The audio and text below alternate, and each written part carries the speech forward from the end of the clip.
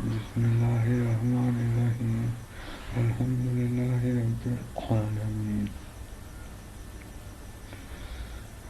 السلام علیکم. میرے چینل فضالت و غور استغفار میں آج کا میرا موضوع ہے، یہ حدیث ہے. حدیث شریف میں آتا ہے، اللہ خوشحال و شاداب و نہار رکھے جو میری بات کو سنے، پھر اس پر عمل کرے، پھر اس کو آگے پہنچائے. میری طرف سے پہنچا دو، چاہے ایک آئی چیز ہو. حضرت ابن عمر رضی اللہ عنہ فرماتے ہیں کہ ہم 10 آدمی، جن میں ایک میں بھی تھا، حضور صلی اللہ علیہ وسلم کی خدمت میں حاضر ہوئے. ایک انصاری نے حضور صلی اللہ علیہ وسلم سے سوال کیا کہ سب سے زیادہ سمجھدار اور سب سے زیادہ محتاج آدمی کون ہے؟ حضور صلی اللہ علیہ وسلم نے ارشاد فرمایا، جو لوگ موت کو سب سے زیادہ یاد کرنے والے ہوں اور موت کے لیے سب سے زیادہ تیاری کرنے والے ہوں، یہی لوگ ہیں جو دنیا کی شرافت اور آخرت کا اعزاز لے اڑے. ایک حدیث میں حضور صلی اللہ علیہ وسلم کا ارشاد ہے کہ یا اللہ، تو روح کو پٹھوں سے، ہڈیوں سے اور انگلیوں میں سے نکالتا ہے، مجھ پر موت کی سختی آسان کر دے. حضرت حسن رضی اللہ فرماتے ہیں کہ حضور صلی اللہ علیہ وسلم نے ایک مرتبہ موت کی سختی کا ذکر فرمایا اور یہ ارشاد فرمایا کہ اتنی تکلیف ہوتی ہے جتنی کہ 300 جگہ تلوار کی کاٹ سے ہوتی ہے. حضرت علی کرم اللہ وجہہ اور جہاد پر جب ترغیب دیتے ہو تو فرماتے کہ اگر تم قتل نہ کیے گئے ہوتے تو بستروں پر مرو گے، تو قسم ہے اس ذات کی جس کے قبضے میں ہماری جان ہے کہ 1000 جگہ تلوار کی کاٹ سے مرنے کی تکلیف زیادہ سخت ہے. اوزائی رحمۃ اللہ کہتے ہیں کہ ہمیں یہ بات پہنچی ہے کہ مردوں کو قیامت میں اٹھنے تک موت کی تکلیف کا اثر محسوس ہوتا رہتا ہے. حضرت شداد بن اوس رحمۃ اللہ کہتے ہیں کہ موت دنیا اور آخرت کی سب تکلیفوں سے زیادہ سخت ہے.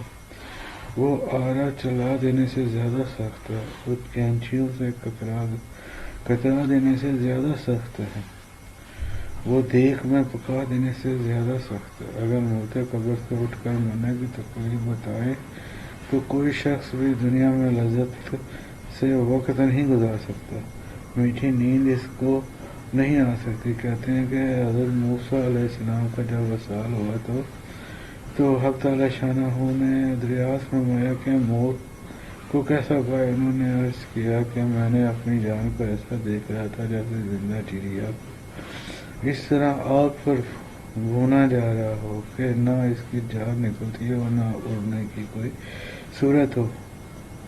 اور روایت میں ہے کہ ایسی حالت تھی جیسا کہ زندہ بکری کی کھال اتاری جا رہی ہو. حضرت عائشہ رضی اللہ عنہ فرماتی ہیں کہ جب حضور اقدس صلی اللہ علیہ وسلم ہم لوگ کا وصال ہو رہا تھا تو پانی بھرا ہوا پیالہ حضور صلی اللہ علیہ وسلم کے قریب رکھا ہوا تھا. حضور اقدس صلی اللہ علیہ وسلم بار بار اپنے مبارک ہاتھ کو پیالے میں ڈالتے اور پھر منہ پر ملتے تھے اور فرماتے تھے، یا اللہ، نزاع کی سختی پر میری مدد فرما. حضرت عمر رضی اللہ عنہ نے حضرت کعب رضی اللہ عنہ سے دریافت کیا کہ موت کی کیفیت بیان کرو. انہوں نے عرض کیا کہ امیر المومنین، جس طرح ایک کانٹے دار ٹہنی کو آدمی کے اندر داخل کر دیا جائے جس کے ساتھ بدن کا ہر جزو لپیٹ جائے، پھر ایک دم اس کو کھینچ لیا جائے، اسی طرح جان کھینچی جاتی ہے. یہ سب تو نزاع کی مختلف کیفیت تھی. ان سب کے علاوہ ملک الموت اور اس کے مددگار فرشتوں کی صورتوں کا خوف ایک مستقل مرحلہ ہے. جس صورت پر وہ گناہ گاروں کی جان نکالتے ہیں وہ ایسی ڈراؤنی صورت ہوتی ہے کہ کبھی سے کبھی آدمی بھی اس کے دیکھنے کی طاقت نہیں رکھتا۔ حضرت ابراہیم علیہ نبینا و علیہ الصلوات تو والسلام نے ملک الموت سے فرمایا کہ تم جس صورت پر فاجر لوگوں کی جان نکالتے ہو وہ مجھے دکھاؤ۔ انہوں نے عرض کیا کہ آپ اس کا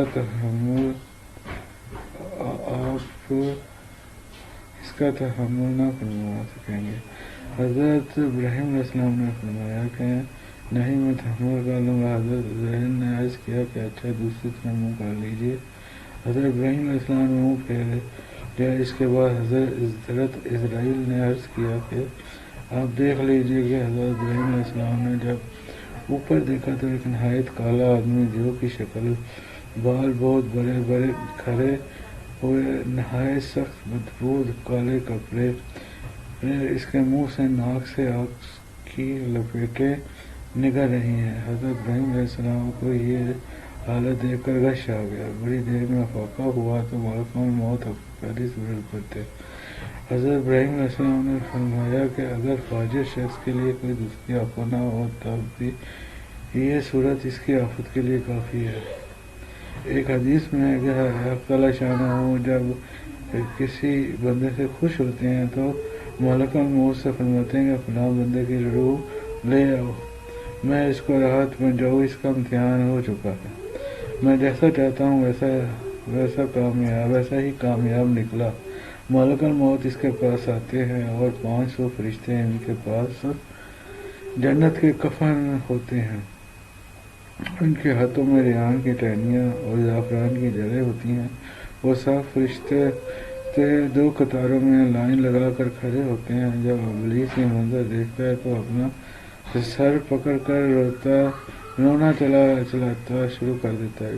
اس کے حشم خدم دوڑتے ہوئے آ کر پوچھتے ہیں آقا کیا بات ہو گئی؟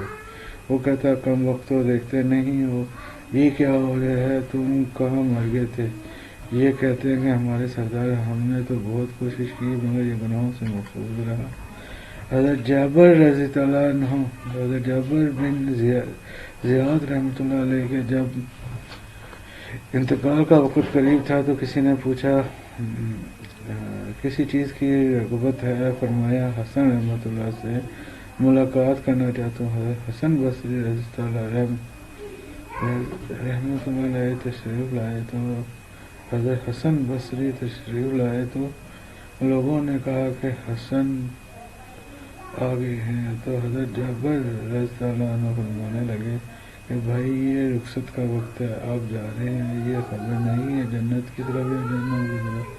حضرت تمیم داری رحمۃ اللہ علیہ کہتے ہیں کہ حق تعالیٰ شانہ ملک الموت سے فرماتے ہیں کہ فلاں ولی کے پاس جاؤ اور اس کی روح لے آؤ۔ میں نے اس کا خوشی میں اور غم میں دونوں میں امتحان لے لیا، ایسا ہی نکلا جیسا کہ میں چاہتا ہوں تھا، اور اس کو لے آؤ تاکہ دنیا کی مشقتوں سے اس کو راحت مل جائے۔ ملک الموت 500 فرشتوں کی جماعت کے ساتھ اس کے پاس آتے ہیں۔ ان سب کے پاس جنت کے کفن ہوتے ہیں اور ان کے ہاتھوں میں ریحان کے گلدستے ہوتے ہیں۔ جنت میں ہر ایک میں 20 رنگ ہوتے ہیں اور ہر رنگ میں خوشبو ہوتی ہے اور ایک سفید ریشمی رومال میں مہکتا ہوا مشک ہوتا ہے۔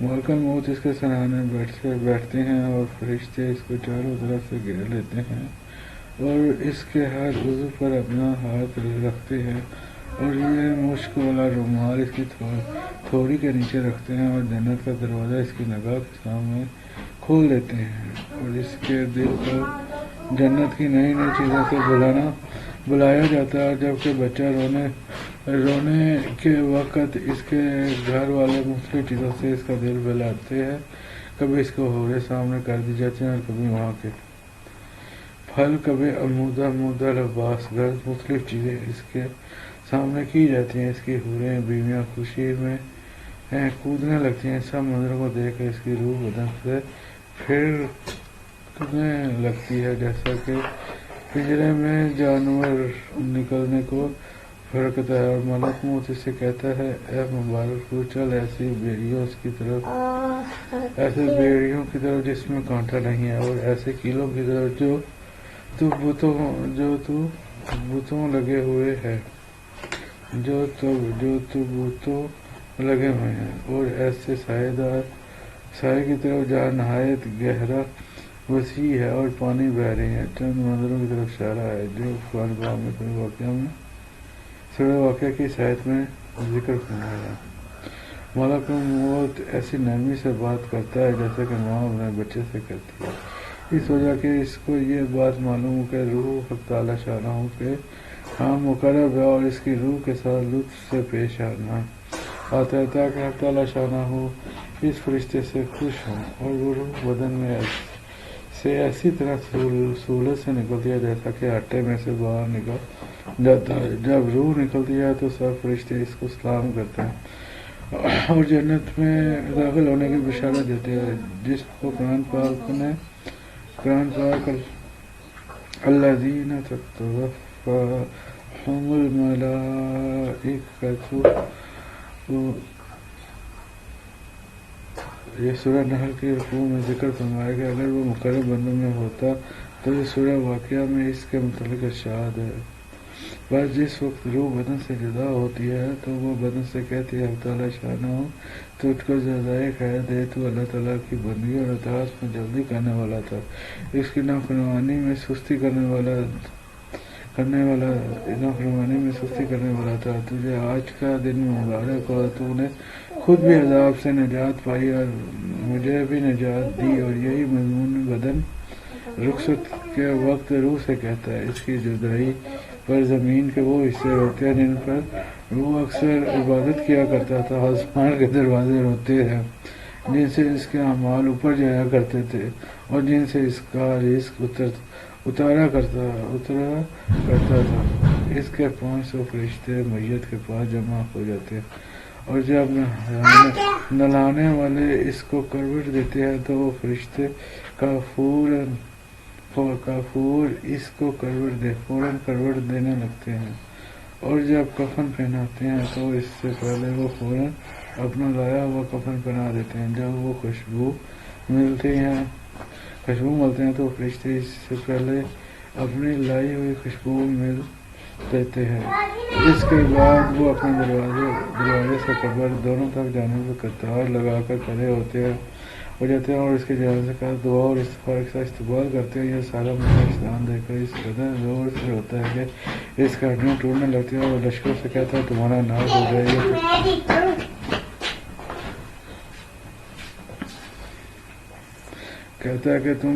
ہو جائے تمہارا ناش ہو جائے، یہ تم سے کس طرح چھوٹ گیا؟ وہ کہتا ہے یہ معصوم تھا۔ اس کے بعد ملک موت اس کی روح لے کر اوپر چلے جاتے ہیں، اور جبرائیل علیہ السلام 70,000 فرشتوں کے ساتھ استقبال کرتے ہیں۔ یہ فرشتے اس کو حق تعالی شانہ کی طرف سے بشارتیں دیتے ہیں۔ اس کے بعد ملک موت اس کو عرش تک لے جاتے ہیں، تو وہاں پہنچ کر روح سجدے میں گر جاتی ہے۔ حق تعالی شانہ کا ارشاد ہوتا ہے کہ میرے بندے کی روح کو سدرۃ مقصود و طلح منضود واقعہ عین میں پہنچا دو۔ جب اس کی نعش قبر میں رکھی جاتی ہے تو اس کی نماز اس کے دائیں طرف آ کھڑی ہو جاتی ہے اور روزہ بائیں طرف کھڑا ہو جاتا ہے۔ قرآن پاک کی تلاوت اور ذکر سر کی طرف کھڑا ہو جاتا ہے، اور جماعت کی نماز پر جو قدم چلے ہیں وہ پاؤں کی طرف کھڑے ہو جاتے ہیں، اور مصائب اور گناہ سے سرور قبر کی ایک جانب کھڑے ہو جاتے ہیں۔ اس کے بعد عذاب اس قبر میں اپنی گردن نکالتا ہے اور مردے تک پہنچاتا ہے،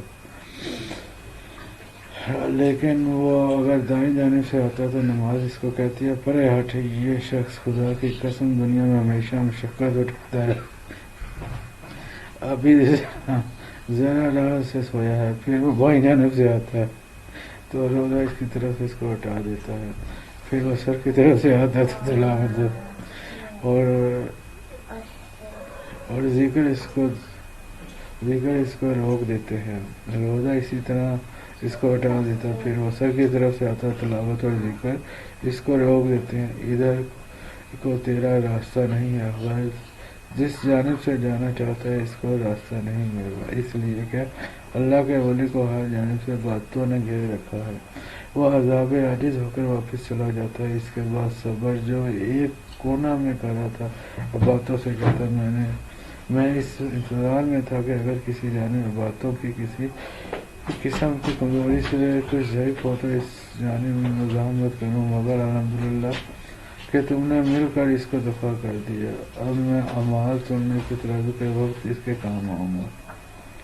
اس کے بعد دو فرشتے اس مردے کے پاس آتے ہیں جن کی آنکھیں بجلی کی طرح چمکتی ہیں اور آواز بادلوں کی زوردار چمک کی طرف ہوتی ہیں، ان کے دانتوں کی کچلیاں گائے کے سینگوں کی طرح ہوتی ہیں، ان کے منہ سے سانس کے ساتھ آگ کی لپٹیں نکلتی ہیں، بال اتنے بڑے کہ پاؤں لٹکے ہوئے، ان کے ایک موڑے سے دوسرے موڑے تک اتنا فاصلہ ہے کہ کئی دن میں چل کر پورا ہو جانی، اور نرمی گویا اور ان کے پاس کبھی نہیں گزری، البتہ سختی کا معاملہ مومنوں کے ساتھ نہیں کرتے، لیکن ہیبت ہی کیا کم ہے، ان کو منکر نکیر کہا جاتا ہے۔